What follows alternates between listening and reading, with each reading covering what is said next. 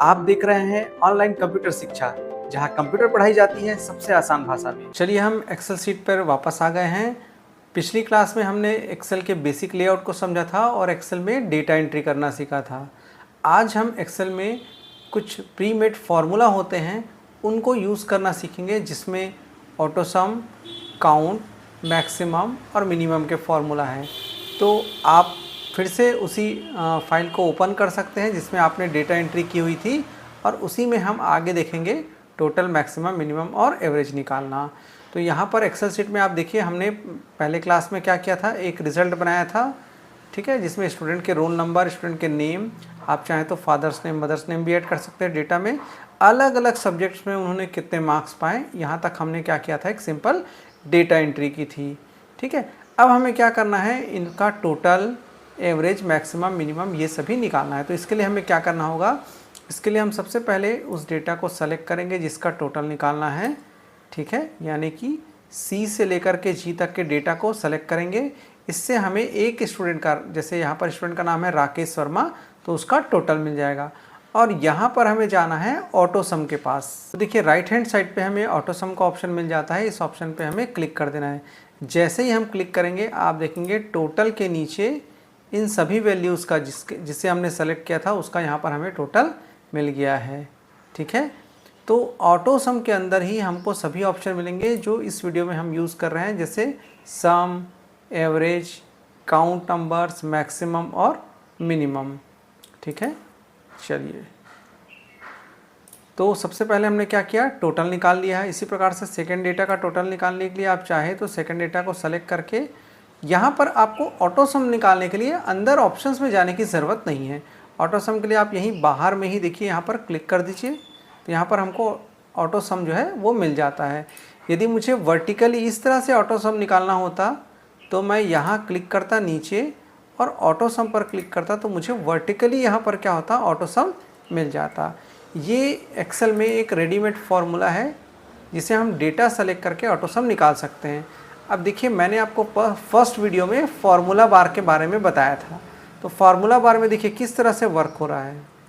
देखिए यहाँ पर फार्मूला बार में क्या होता है, जब किसी वैल्यू को आप सेलेक्ट करेंगे तो वो वैल्यू शो करता है। जैसे यहाँ पर देखिए नाम शो कर रहा है, यहाँ मार्क्स पे मैं जा रहा हूँ तो 78, 74 ये सब मार्क्स शो कर रहा है।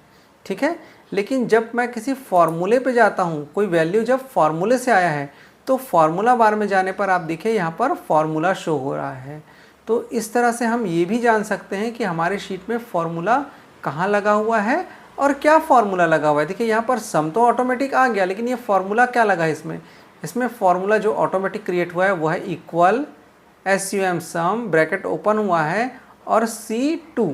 अब ये C2 क्या है, मैंने आपको पहले वीडियो में बताया था, C2 जो है वो सेल नंबर है, ये C कॉलम है और ये सेकंड नंबर का रो है। तो इस वैल्यू का, यानी कि 78 जो है, इस वैल्यू का सेल नंबर क्या है, C2। और यहाँ पर एक कॉलन का सिंबल लगा है, जिसका मतलब है से लेकर, C2 से लेकर के C6 यानी कि यहाँ पर क्या है, सॉरी, C कॉलम है और 6 नंबर का रो है। तो ये 81 का नंबर क्या हुआ, सेल नंबर C6। तो ये क्या कर रहा है, यहाँ पर जो सम निकला है वो किसका निकला है, C2 से लेकर के C6 तक। इस तरह से ये ऑटोमेटिक फार्मूला जो है वो एक्सेल में क्रिएट होता है। तो आप हॉरिजॉन्टली भी सम निकाल सकते हैं, मैंने यहाँ पर हॉरिजॉन्टली ही टोटल निकाला है, और वर्टिकल में यदि कोई डाटा दिया है, मतलब एक के नीचे एक लिखा हुआ है, तो वहाँ पर भी आप क्या कर सकते हैं, ऑटो सम का यूज़ करके टोटल निकाल सकते हैं। यदि मान लो कि मुझे पूरे डेटा का टोटल नहीं निकालना है, सिर्फ आखिरी के इन 3 डेटा का टोटल निकालना है, तो मैं इन 3 डेटा को ही सेलेक्ट करूँगा और ऑटो सम ऑप्शन में जाऊँगा, तो मुझे सिर्फ इन 3 डेटा का ही सम मिलेगा। देखिए यहाँ पर क्या हो रहा है, ये 62 से सम करना शुरू कर रहा है। ठीक है, तो यहाँ पर देखिए इसका सेल नंबर फार्मूला बार में हमें शो हो रहा है, ये E4 से काउंट करना शुरू कर रहा है, E2 से ना करके। जबकि यहाँ देखिए, यहाँ पर जो 68 है उसका नंबर क्या है, E, और सेकंड ये क्या है, ये सेकंड रो है, तो E2 है। लेकिन मैंने कहाँ तक सेलेक्ट किया है, यहाँ से सेलेक्ट करना शुरू किया है E4 से, तो ये E4 से ही ऑटो सम कर रहा है। तो इस तरह से आप जब भी सम करेंगे तो आप अपनी इच्छा अनुसार डेटा को सेलेक्ट करके जहाँ तक का आपको सम चाहिए उसको सम करा सकते हैं। चलिए हम वापस आगे बढ़ जाते हैं।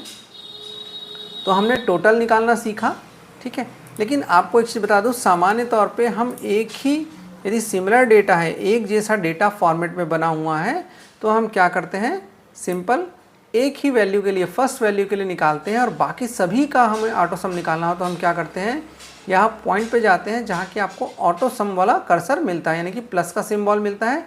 इसे आपको सिंपली डबल क्लिक कर देना है माउस से, मैजिक, देखिए सभी वैल्यू का सम निकल गया।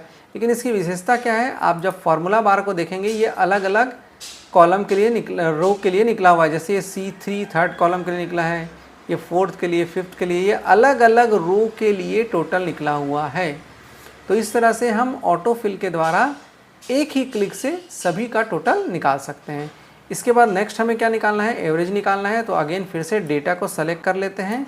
औसत हमें निकालना है C से लेकर के G तक का, तो C से लेकर G तक को सेलेक्ट करेंगे। अब हमें वापस से उसी ऑटो सम फंक्शन में जाना है। अब नीचे के ऑप्शन में जाना है, इसलिए साइड में जो बटन दिया है वहाँ क्लिक करेंगे, एक ड्रॉप डाउन लिस्ट आ जाएगी, उसमें से सेकंड नंबर पे हमें एवरेज दिया हुआ है, इसे हम क्लिक करके चुन लेंगे। देखिए यहाँ पर औसत एवरेज आ गया। किसी स्टूडेंट को अलग अलग विषय में अलग अलग मार्क्स मिले हैं, लेकिन उसे औसत कितने अंक मिले हैं, बाकी सभी का निकालने के लिए डबल क्लिक कर देंगे। इसी प्रकार से काउंट करने के लिए कि कोई स्टूडेंट किन किन पेपर्स में है अपीयर हुआ है, उसकी संख्या जानना है, तो सेलेक्ट करेंगे। तो यहाँ पर 5 सब्जेक्ट दिए हुए हैं, हिंदी, इंग्लिश, मैथ्स, फिजिक्स और केमिस्ट्री, कुल 5 सब्जेक्ट है। तो यहाँ पर ऑप्शन कितना हमारा रिजल्ट आना चाहिए, 5। तो चलिए यहाँ चलते हैं अंडर ड्रॉप डाउन के ऑप्शन में और काउंट नंबर पे क्लिक करते हैं। देखिए यहाँ पर क्या शो कर रहा है, 5। अब जैसे ही हम इस पर डबल क्लिक करेंगे तो बाकी सभी के लिए रिजल्ट आ जाएगा। अब यहाँ पर देखिए सेकंड वाले में दीपक कुमार दास में हमें काउंट हो रहा है 4 सब्जेक्ट्स। अब सब्जेक्ट्स तो 5 है, तो ये 4 क्यों दिखा रहा है, क्योंकि दीपक को आप देखिए ये मैथ सब्जेक्ट में जो है वो अब्सेंट है। मैं आपको येलो कलर से हाईलाइट करके दिखा रहा हूँ।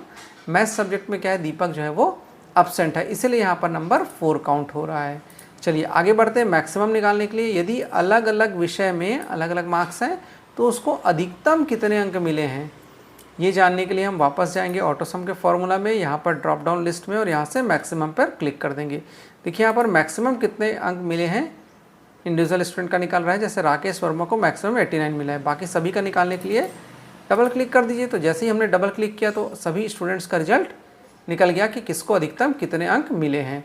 इसी तरह से मिनिमम यानी कि न्यूनतम कितना अंक मिला हुआ है, तो इसे सेलेक्ट कर लेते हैं, यहाँ चलते हैं और यहाँ से ले लेते हैं मिनिमम। तो देखिए मिनिमम आ गया, किसी स्टूडेंट को मिनिमम कितने कितने अंक मिले हैं, यानी कि कम से कम कितना अंक किसी विषय में मिले हैं और अधिकतम किसी स्टूडेंट को कितना अंक मिला है।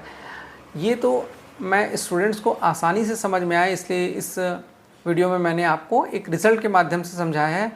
इसको आप सेल्स रिपोर्ट जैसा भी समझ सकते हैं। कैसे, देखिए चलिए मैं आपको बताता हूँ किस तरह से ये सेल्स रिपोर्ट है। रोल नंबर को हम मान लेते हैं एम्प्लॉयज़ का कोड है, ठीक है। मैं थोड़ा सा एक काम करता हूँ, इसे आपको फिर से टाइप करके दिखाता हूँ। तो मैं यहाँ पर एक छोटी सी आपको ट्रिक बता रहा हूँ, आप देखिएगा इसे मैं कॉपी कैसे करता हूँ। सेलेक्ट करना है, कीबोर्ड से कंट्रोल का बटन प्रेस करना है और इसे इस तरह से ड्रैग कर देना है। अब आप माउस के बटन को छोड़ दिए और लास्ट में कंट्रोल को, देखिए ये कॉपी हो गया बिना कॉपी पेस्ट का यूज़ किए हुए। ये बहुत फास्ट भी हो सकता था, मुझे आपको सिखाना था इसलिए मैंने बहुत धीरे इसके किया इस प्रोसेस को। देखिए यहाँ पर हमारा डेटा कॉपी हो गया है और इस बीच मैंने क्या किया है, थोड़ा सा एडिट करके डेटा को मैं देखिए मैंने यहाँ पर इसको सेल्स रिपोर्ट बना लिया है। अब देखिए जो यहाँ पर रोल नंबर था वो हो गया एम्प्लॉय कोड, यानी कि किसी कंपनी में कोई एम्प्लॉय काम कर रहा है तो उसका एक कोड मिला होगा, ये एम्प्लॉय कोड हो गया। जो स्टूडेंट का नाम था वो सेल्समैन के नाम हो गए, जो सब्जेक्ट्स के नाम थे वो अलग अलग मंथ्स के नाम हो गए। तो यहाँ पर इस तरह से क्या हुआ, ये एक सेल्स रिपोर्ट बन गया है जहाँ पर किसी एम्प्लॉय ने पिछले 5 महीने में कुल कितना यूनिट सेल किया है।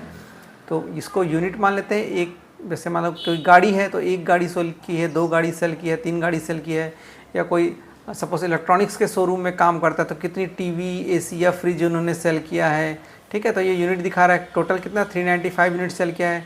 एवरेज पर मंथ कितना किया है, एवरेज 79 किया है। या हो सकता है कोई पॉलिसी बेचने वाला हो, LIC का एजेंसी है, LIC का एजेंट है, तो उसने प्रति माह कितनी पॉलिसी सेल की हैं तो उसका रिपोर्ट हो सकता है। तो औसत उसने कितना सेल किया, कुल कितने मंथ काम किया, मैक्सिमम कितना उन्होंने 1 मंथ में किया और मिनिमम कितना 1 मंथ में किया है।